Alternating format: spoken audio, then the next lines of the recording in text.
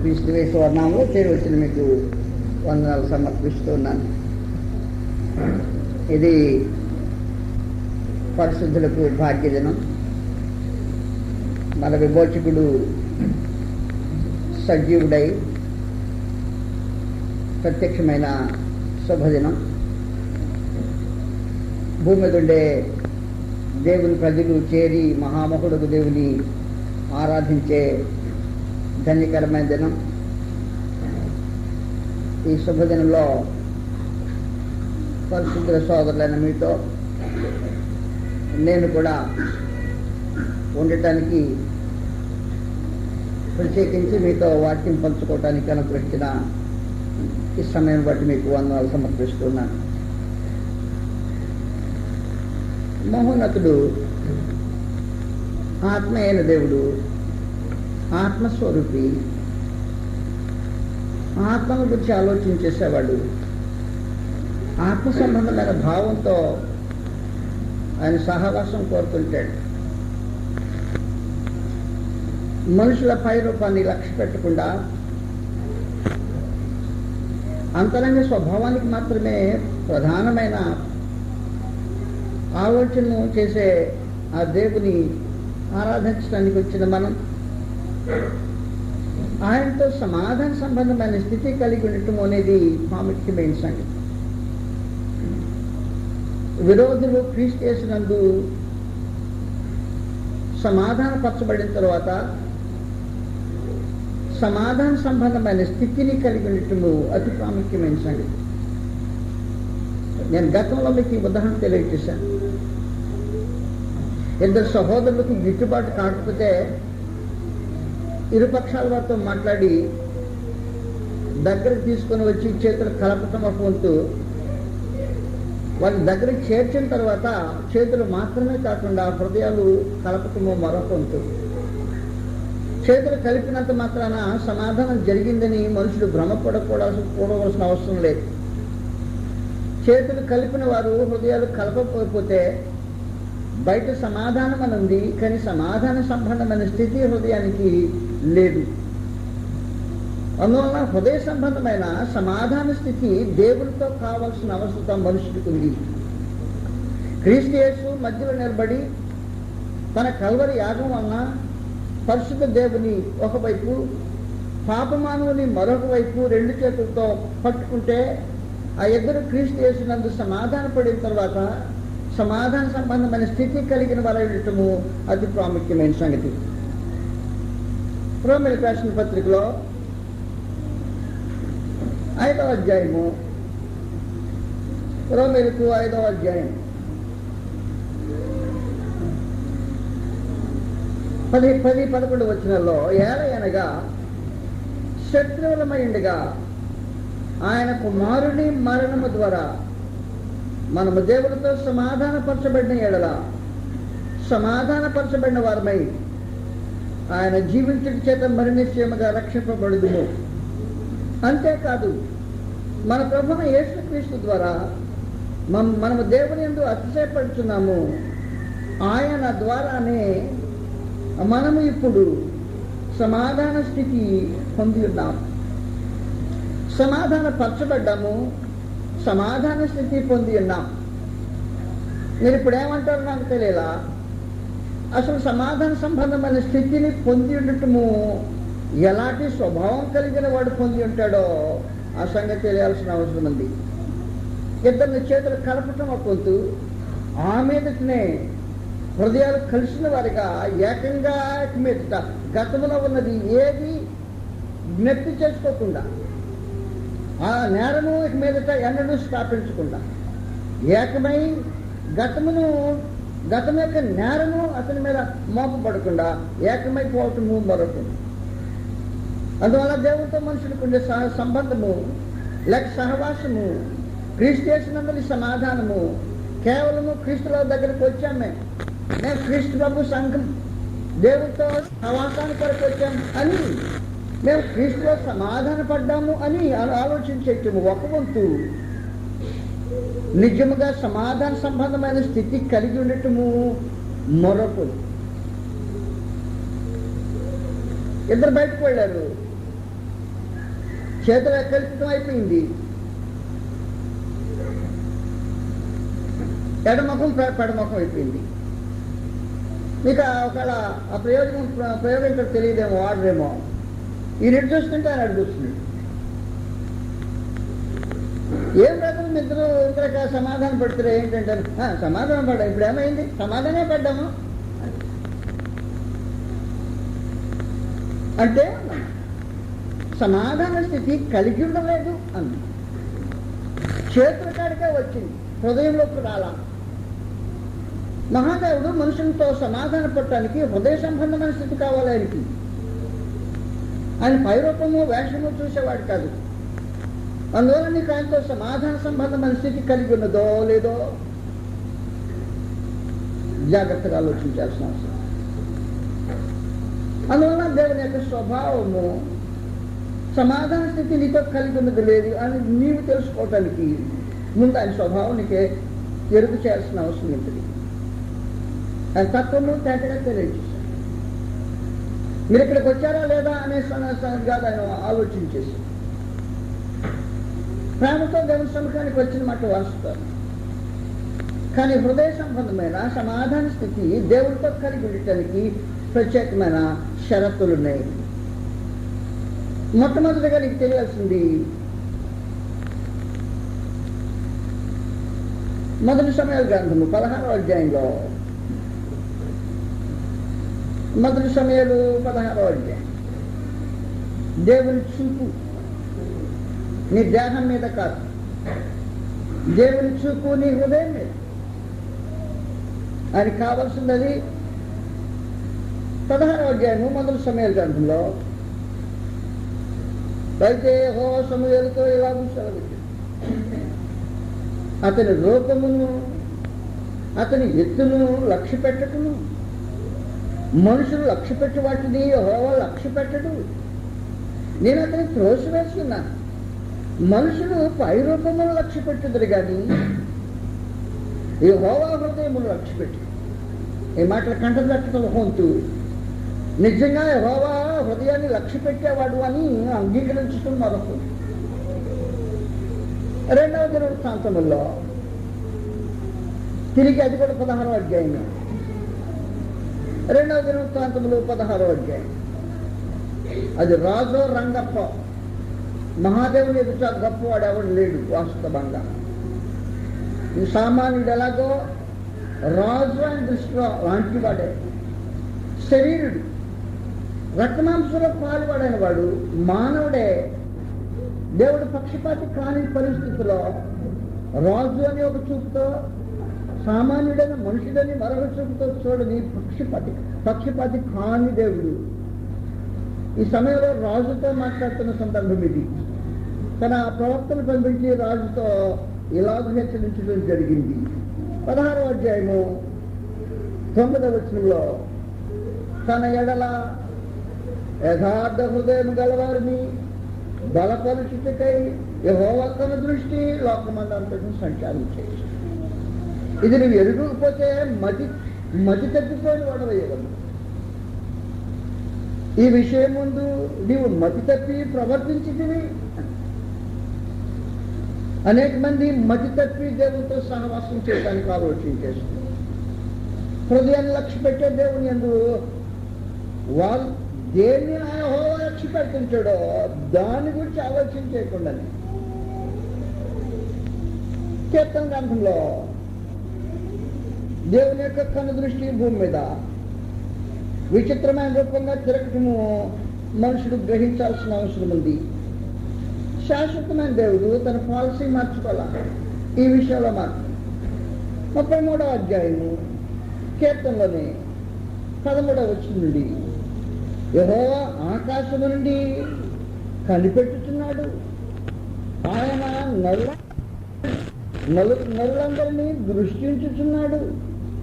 తానున్న నివాస స్థలముల నుండి భూలోక నివాసులందరి వైపు ఆయన చూచుచున్నాడు. ఆయన వారందరి హృదయములను ఏకరీతిగా నింపించినవాడు. వారి క్రియలను విచారించేవాడు, వారిని దర్శించేవాడు. కనుక యెహోవా లాంటి వాడు మనుషుల క్రియలను హృదయాన్ని చూస్తుంటాడు, దాన్ని బట్టి క్రియను ఆలోచన చేస్తాడు. హృదయ సంబంధం కాని క్రియలు ఉంటాయే, అది వేషధార.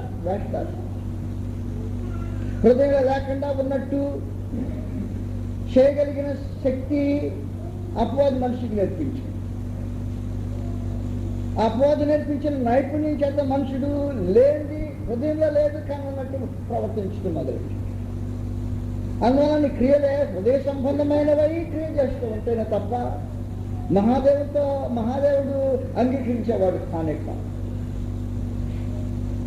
దేవుని యొక్క మనుషులు తెలుసుకోవాల్సిన అవసరం ఉంది. సమాధాన స్థితి ఎలాగుంటుందో దేవునితో నీకు సమాధాన సంబంధమైన స్థితి ఉందో లేదో మొట్టమొదటిగా ఆయన మనసు ఏంటో, ఆయన ఆలోచన ఏంటో మనిషి తప్పకుండా తెలుసుకోవాల్సిన అవసరం ఉంటుంది.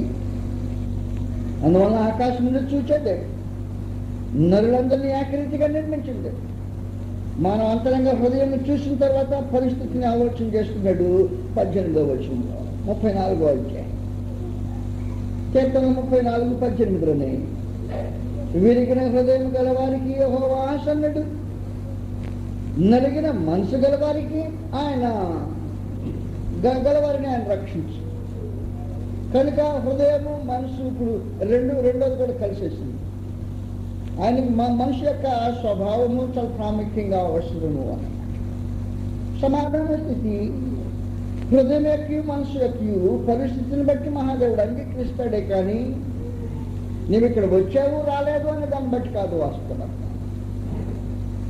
వచ్చినంత మాత్రాన్ని అంగీకరించితే వచ్చారని ఆయన సంతోషపడితే అంతవరకే అయితేనే మనుషులు అనేక మంది రోజులు దీవులకు కారకులు అవుతుంటారు కానీ మహామహుడకు దేవుని యొక్క ఆలోచన కేవలము మానవ ప్రశ్న అదంటే వారు కనబడినందువల్ల జరిగే కార్యక్రమము కాదు అన్నాము.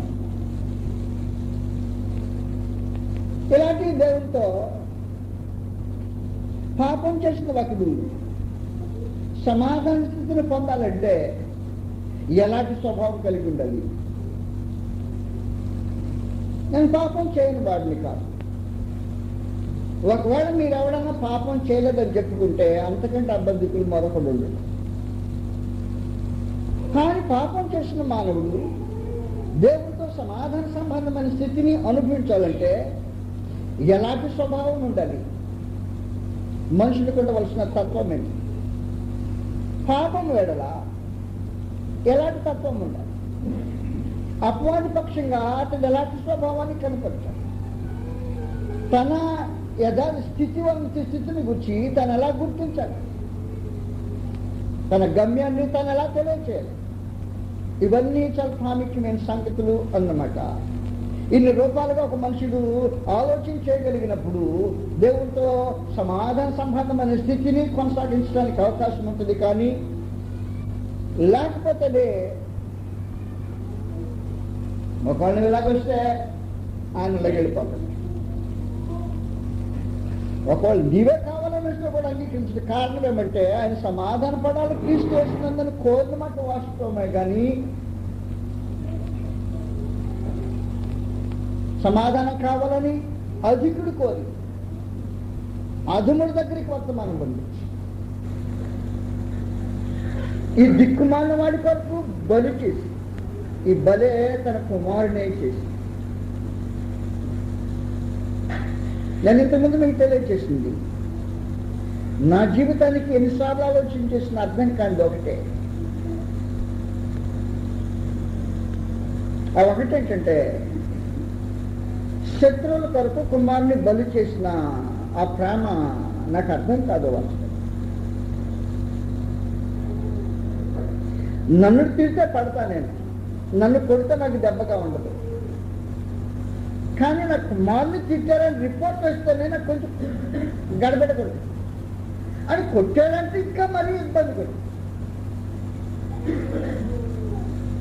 అది వాస్తవమైన సంగతి. అందులో నా కుమారుడు ఒకవేళ ఆనందింపజేసే కుమారుడు అనుకో, అన్ని విషయంలో లోబడే కుమారుడు అనుకో, డాడీ అనే మాట వచ్చేటప్పటికి గడగడలాడేవాడు అనుకో, వాడికి ఏం జరిగినా నన్ను ఓడ్చుకోలేదు. అలాంటిది తండ్రికి పెట్టుకుంటే బాగుంటుంది. కానీ ఒక శత్రువు కొరకు ఆయన కుమారుని వధించాక ఎలాంటి స్వభావం కావాలి శత్రువు దగ్గర నుండి అని ఆయన ఎదురు చూస్తున్నాడో అది నీకు తెలియకపోతే సమాధానం ఉండదు. సరి కదా, సమాధాన సంబంధమైన స్థితి మనుషులు కలిగి ఉండదు. అందువల్ల ఎవరితో మనము ఈ బాంధవ్యం కలిగి ఉండటానికి ప్రయత్నం చేస్తున్నామో ఆయన హృదయాన్ని లక్ష్య పెట్టేవాడు, ఆకాశం నుండి మనుషులను ఏకరీతిగా నిర్మించిన వాడే, చూస్తున్నవాడు, క్రీస్తు యేసునందు సమాధాన పడాలని ఉద్దేశించిన అలా తగినట్టుగా మనుషులు తన హృదయాన్ని సిద్ధపరచకపోతే, అందువల్ల మనుషుడైతే తక్కిన మనిషితో చేయన కలపకాదు. కానీ మహాదేవుడైతేనే మానవ హృదయం చూసిన తర్వాత చేయి కలపడానికి కూడా ఇష్టపడ్డాడు. ముందు సమాధాన పడటానికి ఇష్టపడ్డట్టు పెట్టు, ఆ మీద సమాధాన సంబంధమైన స్థితి కొనసాగించేదానికి అవకాశం ఉండదు. దేవునితో సమాధాన సంబంధమైన స్థితి లేని వాడు దేవుని శత్రువు. అలాంటి పరిస్థితుల్లో మానవుడు ఎలాంటి స్వభావ తత్వము కలిగి ఉండాలి అని నేను మిమ్మల్ని అడుగుతున్నా. గ్రంథం నుంచి ఒక ఉదాహరణ తెలియజేస్తా. ఎలాంటి స్వభావాన్ని మహాదేవుడు అంగీకరిస్తాడో కండ్లకు మీకు కట్టినట్టుగానే ఒక క్యారెక్టర్ మన గ్రంథంలో కనిపిస్తుంది. అలాంటి వారితో సమాధాన సంబంధమైన స్థితిని కలిగి ఉండడానికి మహాదేవుడు ఇష్టపడుతుంది. ఒకవేళ నీకు అలాంటి స్వభావం లేకపోతేనే నువ్వు భ్రమపడుతున్నావు, దేవుడు నీతో సమాధానం పడలేదు. ఒకవేళ పడుంటేనే ఆ సమాధాన సంబంధమైన స్థితిని నువ్వు కొనసాగించుకోవటానికి తగినట్టుగా హృదయాన్ని సిద్ధపరచుకోలేదు. ప్రభువైన యేసు యొక్క ఈ బలిని ఆయన యాగాన్ని జ్ఞాపకం చేసుకుంటూ కృతజ్ఞత స్తుతులు చెల్లించే ఈ శుభదినంలో మనుషుడు దేవుడితో సమాధాన సంబంధమైన స్థితి కలిగి ఉన్నాడో లేడో ఆలోచించేయటం చాలా ప్రాముఖ్యమైన సంగతి. మీకా గ్రంథంలో భక్తుడైన మీకా దేవునితో సమాధాన సంబంధమైన స్థితి కలిగి ఉండాలన్న ఉద్దేశంతోనే తన చుట్టుపక్కల ఉండే మనుషులు చెడిపోయి ఉన్నారు, నిబంధన సంబంధులే పడిపోయి ఉన్నారు, దైవ నియమం నుండి తొలగిపోయి ఉన్నారు, కీడు చేయడానికి తమను తాము అప్పగించుకున్నారు, తిరిగి రామని తమ స్వభావాన్ని ప్రదర్శిస్తున్నారు. అలాంటి వారితో మహాదేవుడు సమాధాన సంబంధమైన స్థితి కలిగి ఉండేదానికి అవకాశం లేదు. కానీ ఇలాంటి జనుల మధ్యలో ఒక ప్రత్యేకమైన వ్యక్తి ఉన్నాడు. ఆకాశం నుంచి నర్వ హృదయం చూసే మనుషునికి చూసే దేవుడికి ఈ మనుషుడు గోచరించినట్టు కనిపిస్తున్నాడు. తన స్వభావాన్ని దేవునితో సమాధానపరచుకునే ఉద్దేశంతో సిద్ధపరచుకొని ఈ మాటలు మాట్లాడుతున్నాడు. మీకా గ్రంథము 7వ అధ్యాయం 7 నుండి 9 వచ్చిన వరకు చదువుతాను. మీకా గ్రంథము 7వ అధ్యాయం 7 నుండి 9 వచ్చిన వరకు.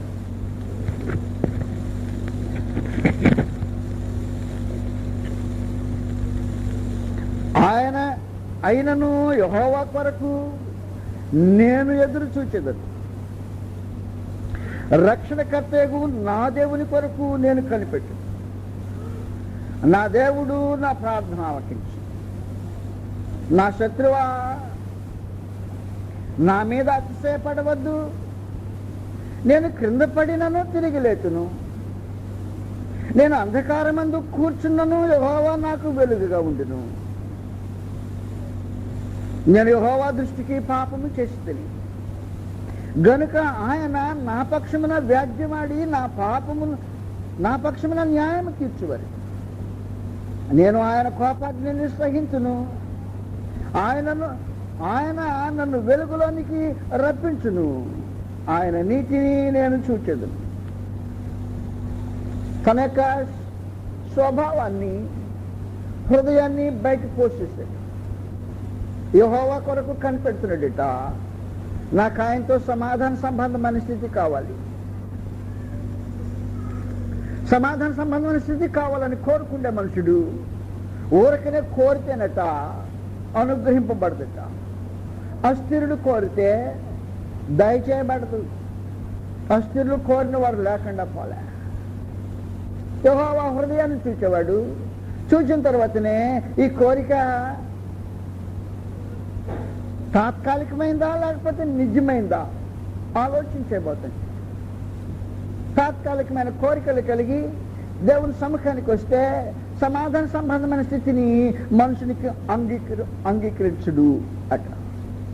చదువుతాము హోషేయ గ్రంథంలో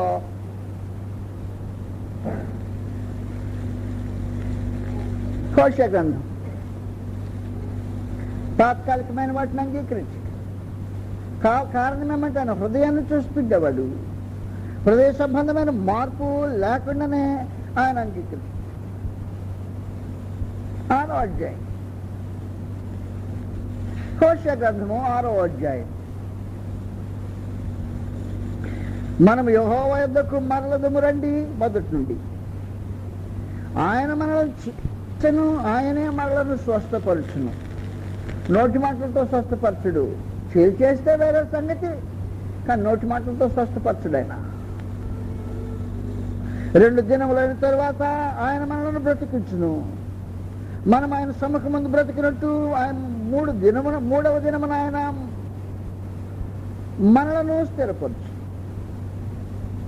దానికి మహాదేవుని యొక్క సమాధానము 4వ వచనంలో, ఎఫ్రాయిము నిన్ను నేను ఏమి చేతును, యోధా నిన్ను నేనేమి చేతును.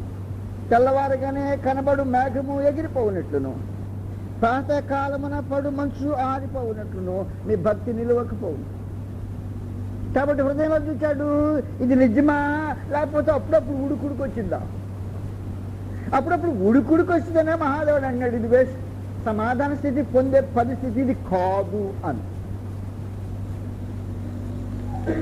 అందువల్ల బయట నుండి మనుషుల శరీరంలో ఎలాంటి ప్రోత్సాహము అప్పటికప్పుడు ఎలాంటి ఉద్రేకం వచ్చింది అనే దాన్ని గురించి ఆయన లక్ష్య పెట్టే దేవుడు కాడు.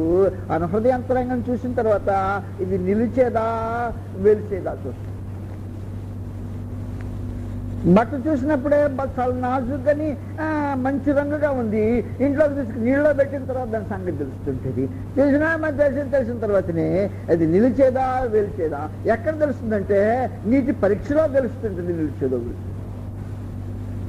మహాదేవుని యొక్క ఉద్దేశంలో అలాగే ఆయన చూసేది ఏమంటే ఇది నిలిచేదా వెలిచేదా, కాసేపు ఆగి చూస్తాను ఆయన ఎంతసేపు ఉంటాడు. సమాధాన స్థితిని పొంది దాన్ని కొనసాగించడానికి మానవ హృదయాన్ని పరిశీలించే మహాదేవుడు. కాబట్టి వేస్ట్. అందువల్ల సమాధాన స్థితి కావాలని కోరుకుంటున్నా మనుషుడు ఉన్నాడే ఎలాంటి స్వభావాన్ని కనపరుస్తుండో తిరిగి మేకా దగ్గరికి వెళ్ళిపోతుంది. తన స్వభావాన్ని ఇలా తెలియజేస్తుంది, ఆయనను యెహోవా కొరకు నేను ఎదురు చూచుతాను, రక్షణకర్తకు నా దేవుని కొరకు నేను కనిపెట్టుతాను. ఎలాగంట తాత్కాలికమైనది కాదు. ఇక సంగతులు ఆలోచించేపోతాము.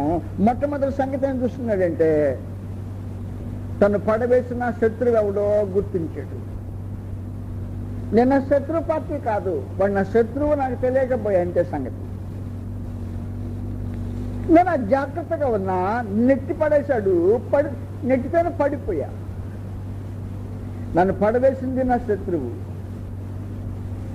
కాబట్టి వాస్తవానికి శత్రువును చూడగలిగిన స్వభావము నీకు జాగ్రత్తగా భద్రంగా ఉండాల్సిన అవసరం. దేవుడు నీతో సమాధాన సంబంధమైన స్థితి కొనసాగించాలంటే నీ శత్రువు ఎవరో నీకు గుర్తించడానికి నీకు మనసు ఉండాలి. పడవేసిన అపవాదిని ఒకవైపు చూశాడు, నా శత్రువా పడేసావని అతిశయపడొద్దు. నాకు అర్థమైపోయింది నా పరిస్థితి ప్రస్తుతం. నేను పడిపోయిన వాడిని, నువ్వు పడేసావు, నేను పడిపోయాను, కానీ నీ మిత్రునే నీలో పడలా. కనుక మొట్టమొదట దేవునితో సమాధాన సంబంధమైన స్థితి కొనసాగాల్సిన మనుషులకు ఆలోచన చేస్తే తన శత్రువు అపవాది అని, పడవేయటానికి ప్రయత్నం చేసిన వాడు వాడానని, వాని ప్రయత్నంలో వాళ్ళలో చిక్కిపోయి పడిపోయిన తన స్థితిని వాడు పడవేసిన వాడు, నేను పడిపోయిన వాడిని. దేవునితో సమాధాన సంబంధమైన స్థితి కొనసాగించడానికి మానవ హృదయము ఇలాగూ సిద్ధపడవలసిన అవసరం ఉంది. నోటి మాటలతో ముఖస్థుతి చేసావు, పెదవులతో బొంచు. మహామహుడకు దేవునితో సమాధాన సంబంధమైన స్థితి కొనసాగించడానికి వీల్లేసుమి మోసపోవాల్సిన అవసరం అవ్వడు. ఆయన మానవ హృదయాలను ఏకరీతిగా పరిశీలించేవాడు, నిర్మించినవాడు, కావాలని కోరుకుంటున్నదే హృదయ సంబంధమైన సిద్ధపాటు. ఈ హృదయ మనసు సంబంధమైన సిద్ధపాటులో నీ శత్రువు నేను తేటగా గుర్తించాల్సిన అవసరం ఉంది. నా శత్రువు చేసిన పని ప్రభుని వేసి చెప్పేశాడు, అని నీ తోటలోనే గోధుమలు కదా, నీ చేలో గోధుమలు కదా నీ పెట్టింది, గురుగులు ఎక్కడి నుంచి వచ్చాయంటే అని చెప్పేశాడు. అది నా శత్రువు చేసిన పని. కనుక వాస్తవానికి శత్రువు ఎవరో గుర్తించేది దేవునితో సహవాసం కావాలని ఆత్మ సంబంధమైన స్వభావం కలిగిన వాడు మాత్రమే. ఆ తర్వాత తెలియజేస్తున్నాడు, నేను పడిపోయిన వాడిని నేనే పడిపోయిన స్థితిలో ఉండబోతలేదు. పడిపోయిన వాడు పడిపోయిన స్థితిలో ఉండటానికి తీర్మానం చేసుకుంటే దేవునితో సమాధాన సంబంధమైన బాంధవ్యం ఉండే అవకాశం లేదు. అలాగ పడిపోయిన వాడే ఆ పడిపోయిన స్థితిలోనే కొనసాగటానికి తీర్మానం చేసుకున్నవారు లేకుండా పోలే. అలాంటి వారికి భిన్నమైన వ్యక్తి ఇర్మీయా గ్రంథంలో పడిపోయిన వారి సంగతి నేను మీకు ఒకసారి తెలియజేస్తాను. ఇర్మీయా గ్రంథం 8వ అధ్యాయంలో పడిపోయి మొండికి తిరిగిన జనం ఉన్నారు. అక్కడ పడిపోయిన స్థితి గుర్తించిన వారు ఉన్నారు. అటు పెట్టు పడిపోయిన తర్వాత మొండికి తిరిగిన వారు ఉన్నారు. ఒకవేళ పడిపోయిన స్థితి నీకు తెలియకపోతే దేవునితో సమాధాన సంబంధమైన స్థితి మా పరిస్థితి ఉండదు. 8వ అధ్యాయం ఇర్మీయా గ్రంథం. మహోన్నతుడైన దేవుడే పడిపోయిన మనుషులతో ఇలా సెలవిస్తూ ఉన్నాడు. 4వ వచనం నుండి, మరి యెహోవా ఇలాగూ సెలవిస్తున్నాడని వారితో చెప్పుకో, మనుషులు పడి తిరిగి కుందురా, తొలగిపోయిన తర్వాత మనుషులు తిరిగి రా. ఏం చేస్తుంటారు? పడిపోయిన వాడు తిరిగి లేకుందురా, తప్పిపోయిన వాడు తిరిగి రాకుండా. కానీ ఈ జనమంతా మేము తిరిగి రాము అని చెప్తున్నాను. తిరిగి రామని చెప్పేవారు దేవునితో సమాధాన సంబంధమైన స్థితి కలిగి ఉండడానికి అవకాశం లేదు. కనుక పడిపోయిన పాటును గుర్తించటం ఒక వంతు, పడవేసిన వాడు శత్రువు అనే సంగతి గుర్తించటం మరొకంతు. ఈ పడిపోయిన స్థితిలో నేనే ఉండబోవటం లేదు అని తీర్మానం కలిగి ఉండటం మరొక. దావీదు అంటున్నాడు, నా శత్రువ 8వ వచనంలో మీకా 7, నా మీద అతిశయపడవద్దు. పడేసావని ఏం ప్రగల్భాలు బలగాల్సిన అవసరంలే, నాకు అర్థమైంది నీ కార్యక్రమం. నేను కింద పడినను తిరిగి లేచు. కింద పడితే తిరిగి లేస్తాడట. మహాదేవుడు అంటున్నాడు, సమాధానం పడటానికి ఉద్దేశించి ఇశ్రాయేలీయుల గురించి మాట్లాడినప్పుడు గతంలో పడిపోయిన వారు తిరిగి లేవరా, తప్పిపోయిన వాడు తిరిగి రాడా. వారేమో మేము తిరిగి రాము అంటుంటేను, మీతో నాకు సమాధాన సంబంధమైన స్థితి లేదు, మీ దాన్ని మీరు వెళ్ళండి మన మహాదేవుడు వారిని నిరాకరించిన తర్వాత అంతరంగ స్వభావాన్ని చూసి మనుషుడు అంటున్నాడు, నా శత్రువు నన్ను పడేశాడు, నేను పడిన స్థితిలో ఉన్నా, నేను పడిన వాడిని పడిన స్థితిలో కొనసాగించబోతల్లా. నేను పడినను క్రింద పడినను తిరిగి లేదు. నేను అంధకారమందు కూర్చున్నాను, యెహోవా నాకు వెలుగుగా ఉంది. నేను ఇక్కడ పడిన సంగతి నాకు అర్థమైంది, కానీ ఇది కాదు నా స్థలం. నా స్థలం వేరే, నా దేవుడు వెలుగు. నేను ఇప్పుడు ప్రస్తుతం చీకట్లో కూర్చున్నా. చీకటితో సహవాసం చేయడు వాస్తవమే. అందుకనే పడింది. నేను లేచి వెళ్ళిపోతే ఇక్కడ దేవుడితో సమాధాన సంబంధమైన స్థితిని కొనసాగించు. మనుషుడు చీకట్లో ఉండి దేవుడితో సహవాసం ఉందని చెప్పుకునేవాడు అబద్ధం ఆడుతున్నాడు, అంగీకరించబోయేదిలే. మీకు మొదటి యోహాను పత్రిక 1వ అధ్యాయము 5 నుండి 7 వచ్చిన తెలిసింది కాబట్టి వదిలిపెట్టేశాను. మీకు అసలు అందువలన దేవుడితో సమాధాన సంబంధమైన స్థితి కొనసాగాలి. ఇద్దరు మనుషులు ఏకీభవించాలి. చేతులు కలపటం కాదది. ఇక మీదటనే సహవాస బాంధవ్యము గతాన్ని మర్చిపోయి విడిచిపెట్టి దేవునితో నరుడు ఏకంగా, నరునితో దేవుడు ఇష్టపూర్వకంగా సహవాసం కొనసాగించడానికే క్రీస్తు ప్రభు యొక్క బలి ఉద్దేశించబడింది, కానీ కేవలం చేతులు కలపటానికి ఉద్దేశించబడలా. ఆ సంగతి తేటగా మనుషులు తెలియాల్సిన అవసరం ఉంది. ఆ స్థితిని కొనసాగించడానికే ఇలాంటి మార్పు కావాలి. నేను పడిపోయినను తిరిగి లేచను,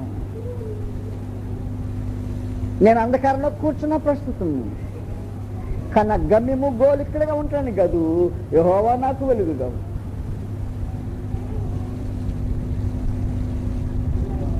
ఆ తర్వాత జాగ్రత్తగా గుర్తుపెట్టుకో, పాపాన్ని ఒప్పుకుంటా.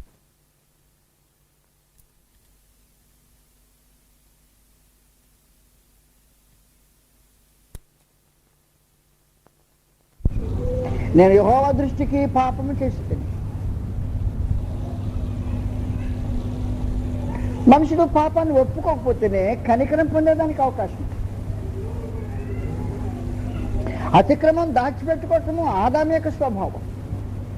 సమాధాన స్థితి లేకుండా పోవటానికి హేతు అదే వాస్తవం. కనుక ఆదాము యొక్క స్వభావాన్ని మీకు చదివి వినిపించేశాను గతంలోనే. మనుషుడు పాపమును ఒప్పుకోవటం అనేది దేవుడు కోరే కార్యక్రమం. మొదటి యోహాను పత్రికలో తిరిగి 1వ అధ్యాయానికి వచ్చాం. పాపం ఒప్పుకోవటం యొక్క ప్రాముఖ్యమైన సంగతి అత్యవసరంగా సహవాస బాంధవ్యానికి కావాల్సిన అవసరం ఉంది. 1వ అధ్యాయము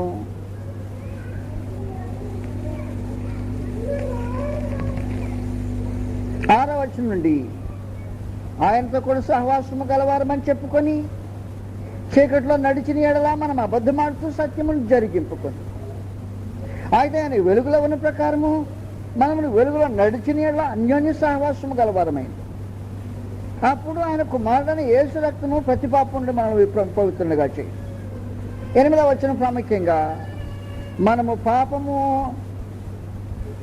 మన పాపములు మనం ఒప్పుకుని ఎడల ఆయన నమ్మదగిన వాడును నీతిమంతుడిని కనుక ఆయన మన పాపములను క్షమించి సమస్త దుర్నీతి నుండి పవిత్రునిగా చేస్తుంది.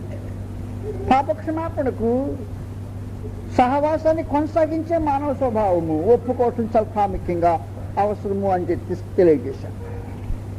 సామెతల గ్రంథంలో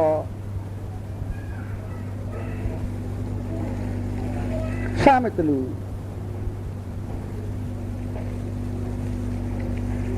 28వ అధ్యాయం, సామెతలు 28వ అధ్యాయం 13వ వచనంలోనే, అతిక్రమమును దాచిపెట్టువాడు వర్ధిల్లడు, వాటిని ఒప్పుకొని విడిచిపెట్టువాడు కనికరం పొందుడు. నిత్యము భయము కలిగి ప్రవర్తించువాడు ధన్యుడు, హృదయమును కఠినపరుచుకునేవాడు కీడులో. కాబట్టి పాపాన్ని ఒప్పుకోవటమో హృదయాన్ని కఠినపరచుకోవటమో రెండిట్లో ఏదో ఒకటి జరుగుతుంటుంది. కనుక దేవునితో సహవాసం బాంధవ్యం, సమాధాన స్థితి, దైవ మానవుల మధ్యలో విరోధం తొలగించబడినట్టు మాత్రం హృదయపూర్వకంగా అంతరంగంలోంచి తొలగించబడిన ఆ స్థితిని అనుభవించాలంటేనే పాపము ఒప్పుకోవటము, దాన్ని విడిచిపెట్టడం అతి ప్రాముఖ్యంగా అవసరం. దాచిపెట్టుకుంటే కుదరదు. అందువల్ల భక్తుడైన మీకా తెలియజేస్తున్నాడు, నేను పాపం చేశాను. మనుషుడు పాపం చేశానని చెప్తుంటాడు, కానీ సమాధాన స్థితి పొందటానికి తగిన స్వభావాన్ని కలిగి ఉండడు. పాపం చేశామని ఒప్పుకోవటం ఒక వంతు, పాపమునకు వచ్చే పర్యవసానాలు అనుభవించటం మరొక వంతు. నేను తప్పు చేశానయా, అయితే వదిలిపెట్టేసాయి, నా మీదకేం రా నీకు. మనిషి యొక్క తత్వము అలా పనిచేస్తుంటుందట. కానీ దేవునితో సమాధాన సంబంధమైన స్థితి కలిగేవా కావాలని కోరుకునేవాడిది వేరే రకంగా ఉంటుంది. కీర్తన గ్రంథంలో 119వ కీర్తనలో 119, ఈ కీర్తనలో చాలా పెద్ద కీర్తన. అనేక సంగతులు మహాదేవుడు తన ఈ సందర్భంలో తెలియచేయటం జరిగింది.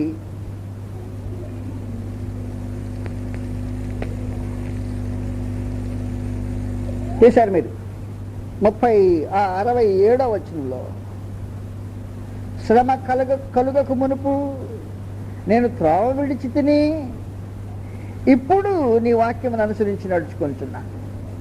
శ్రమ కలుగక మునుపు ఒక వంతు, శ్రమ కలిగిన తర్వాత ఒక వంతు.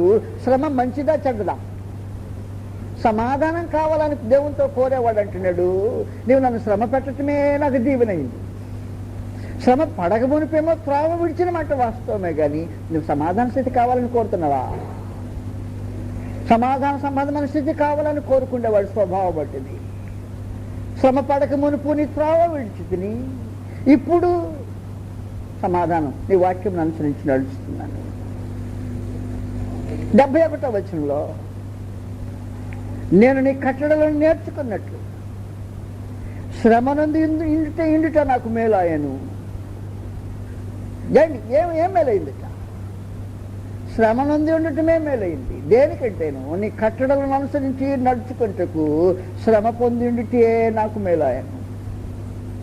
అలాంటి హృదయపు స్థితిని మహాదేవుడు మానవ దగ్గర నుంచి కోరుతున్నాడు. అలాంటి వారితో సమాధాన సంబంధమైన స్థితిని ఆయన కలిగి ఉంటాడట. మీకు ఈ సంగతులు మనకు వివరిస్తూ ఉన్నాడు. మీకు గ్రంథం మళ్ళా తిరిగి చూస్తాము ఏమంటున్నాడు. 9వ వచనంలో, పాపం చేస్తే ఏం జరుగుద్దిట? నేను యెహోవా దృష్టికి పాపము చేసి ఒప్పుకుంటున్నాడు.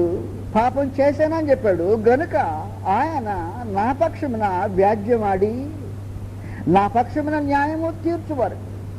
నేను ఆయన కోపాగ్నిని సహింతును.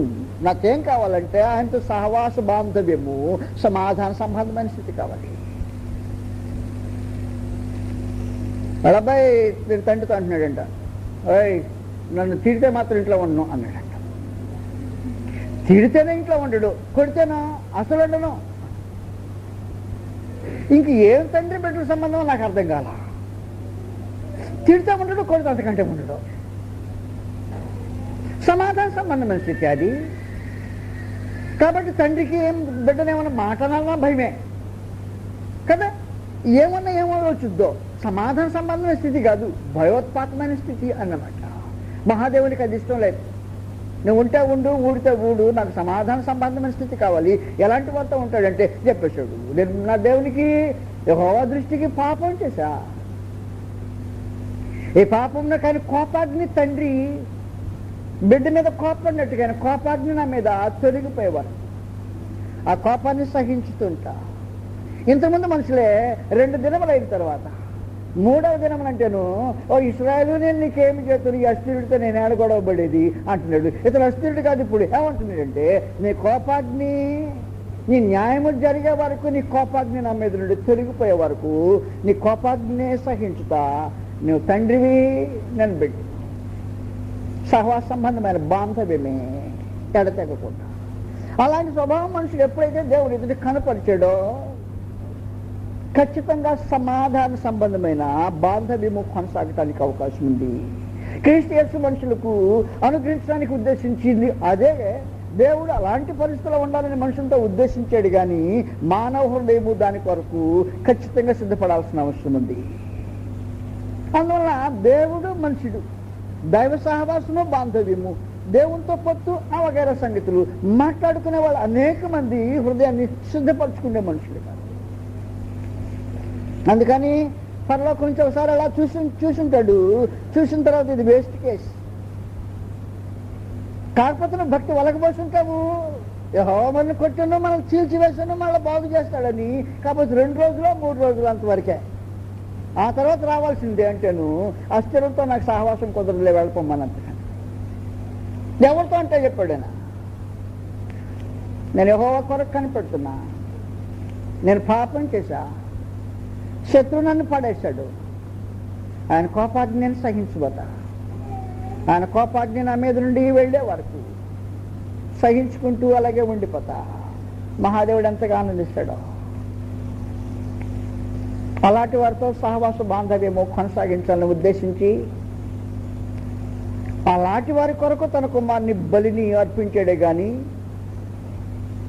తొందరగా చెప్పు నీ సంగతి ఏంటో వెళ్ళాలి అనేవాడితో ఏం చేయబోతున్నా హృదయ స్థితి మనుషునికి లేకుండా దేవునితో సమాధానం కలిగి ఉంటే సమాధాన పడటం కానీ సమాధాన సంబంధమైన స్థితిని కలిగి ఉంటుంది కానీ ఖచ్చితంగా జరగదు. కాబట్టి కనిపెట్టుకుంటున్నాడు. ఆయన ఉగ్రత నా మీద నుంచే పోని, ఆయన కోపాన్ని నేను సహించబోతా. తండ్రి శిక్షింపని కుమారుడు అవడు. కుమారులందరూ శిక్షలో పాలు పొందుతున్నారు. ఒకవేళ పాలు పొందని ఏళ్ళ దుర్బుద్ధులే కానీ కుమారుడు కారు అనే భావంతో ఆ తండ్రి కొరకు కనిపెట్టుకున్నట్టు శిక్ష అనుభవించడానికి సిద్ధపడిన మనుషుడు అంటున్నాడు. ఆయన వ్యాజ్యమాడి ఆయన కోపాగ్ని వెళ్ళిపోయే వరకు ఆ కోపాగ్ని నేను సహించుతాను అన్న తర్వాత కోపాగ్ని వేరే, ఉగ్రత వేరే. ఉగ్రత శత్రువుల మీదది, కోపాగ్ని కుమారుల మీద ఉండేది. అందువల్ల వాస్తవంగా తను కోరుకుంటుంది కోపాగ్ని, ఉగ్రత కాదు. నేను శత్రువుని కాదు, నాకు శత్రువు, ఆయన శత్రువే నాకు శత్రువు. శత్రువులను దహించబోయే తీక్షణమైన అగ్ని వేరుగా ఉంది. కానీ కుమారులను శిక్షించే శిక్షాదండం కోరుతున్నా. శత్రువును దహించబోయే తీక్షణమైన అగ్ని నాకు అవసరం లే. ఒకవేళ శత్రువును దహించబోయే తీక్షణమైన అగ్ని నీకు అవసరం లేకపోతేనే కుమారులను దండించే ఆ దండం యొక్క శిక్ష నీకు అవసరమైంది. సమాధాన స్థితిని కలిగి ఉండటానికి అవసరమైంది. మహోన్నతుడు ఊరకనే మనుషులతో సమాధాన స్థితి కొనసాగించాలని ఉద్దేశించలా. అందువల్ల సంగతులు బహు జాగ్రత్తగా ఆలోచించాల్సిన అవసరం ఉంది. యెహోవా కొరకు కనిపెడుతున్నాడట. కనిపెడితే ఏం జరుగుతుందో, ఆయన కోపాగ్ని తప్పిపోయిన తర్వాత ఏమొస్తుందో గ్రంథంలో తేటగా తెలియచేయబడింది. యెషయా గ్రంథంలో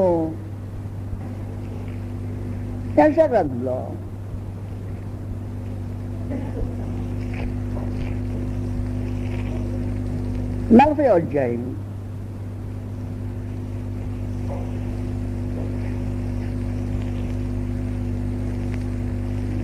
యెషయా గ్రంథము 40వ అధ్యాయం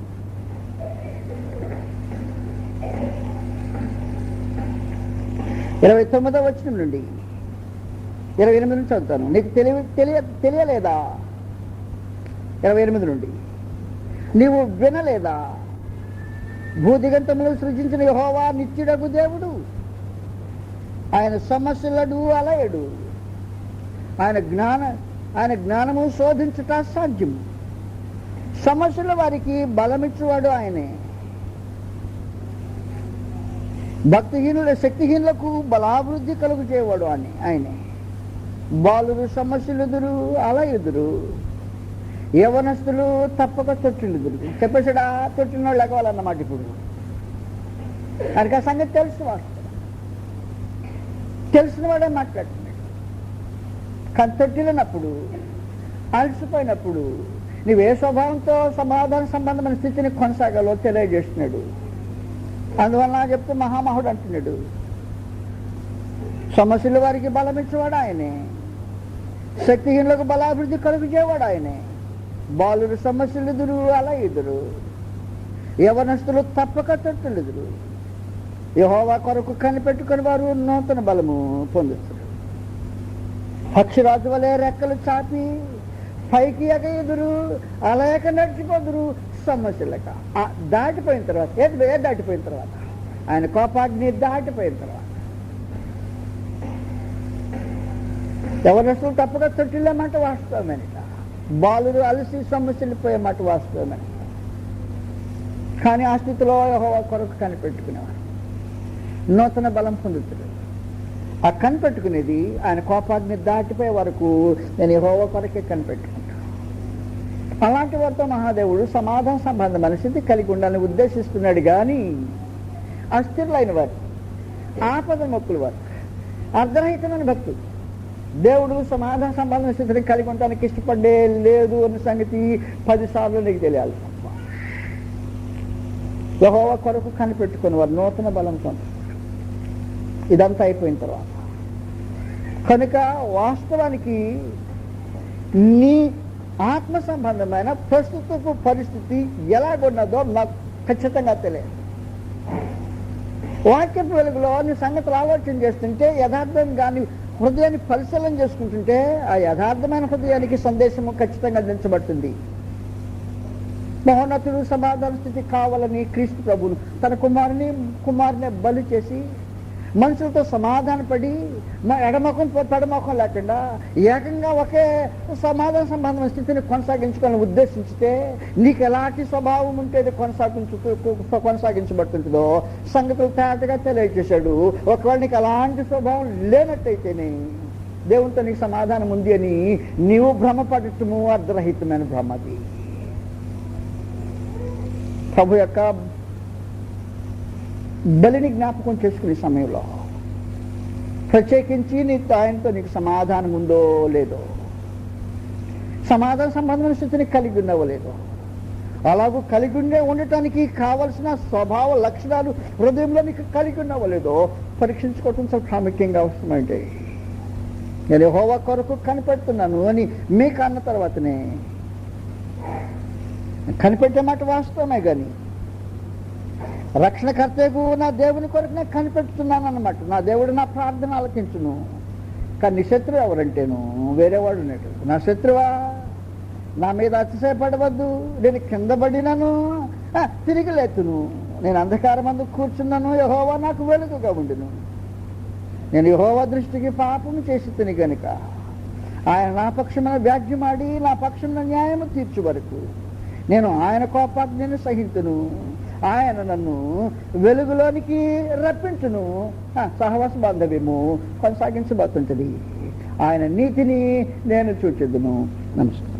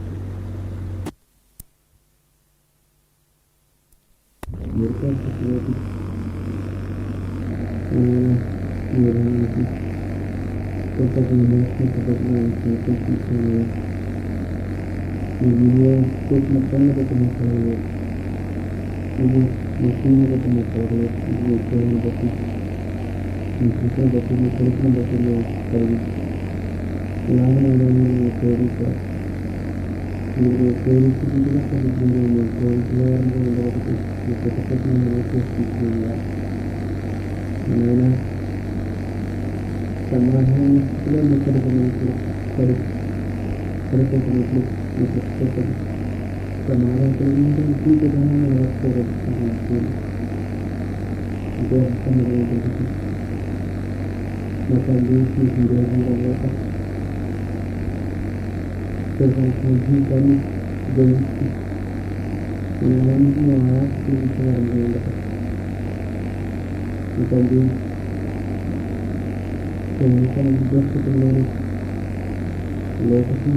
జీవితాన్ని జయించి జాగ్రత్తగా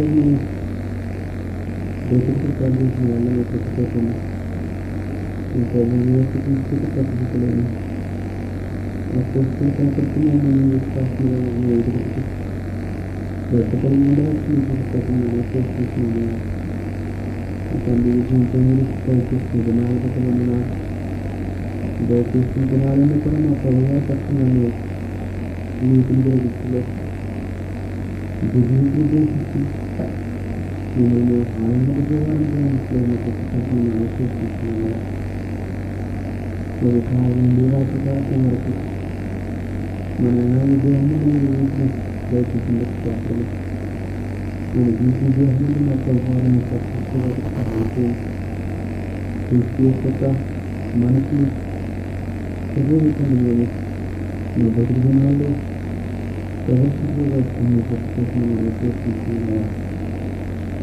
తండ్రి ఎలాగైనా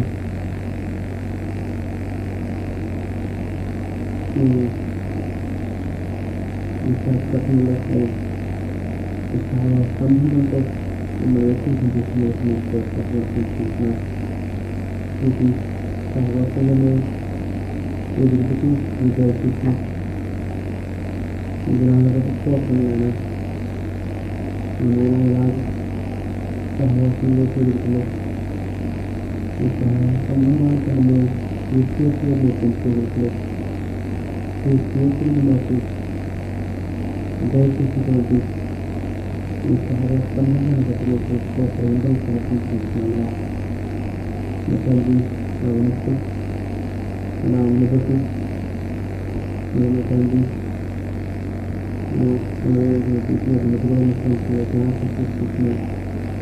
వ్యవసాయంలో తండ్రి విశ్లేషంగా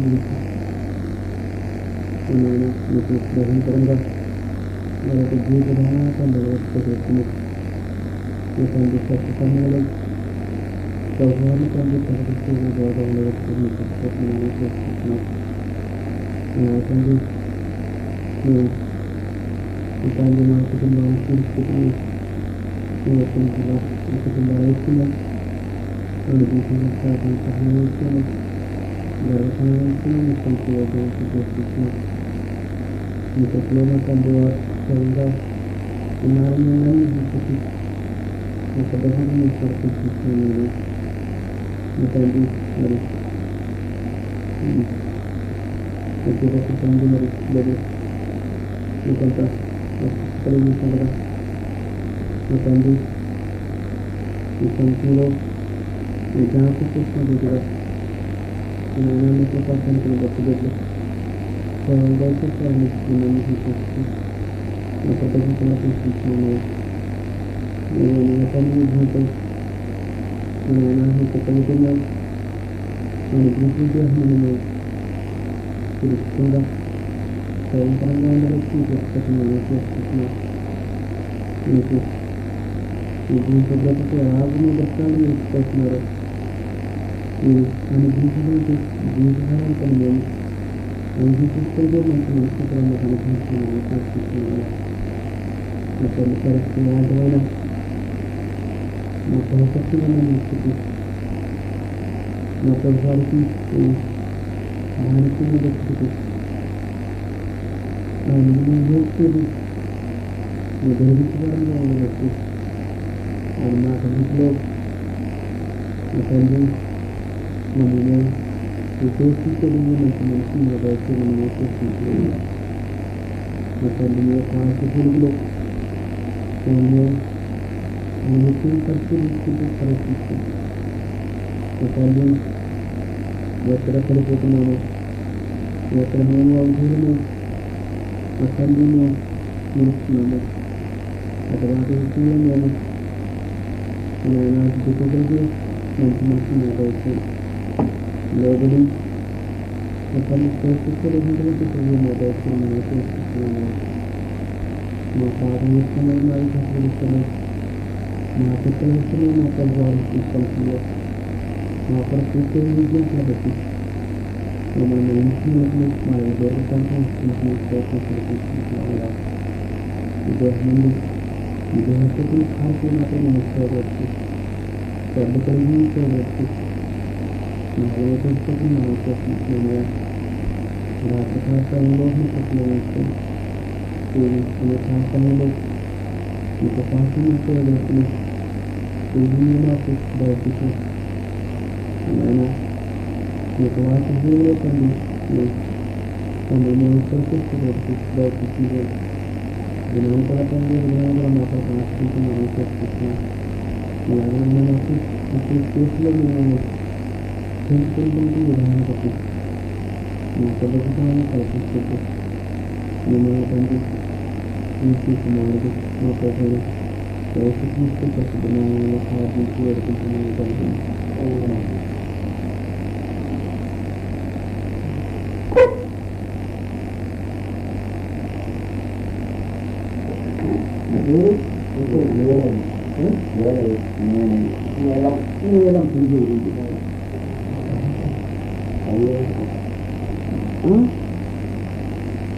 Aí, na casa da guia.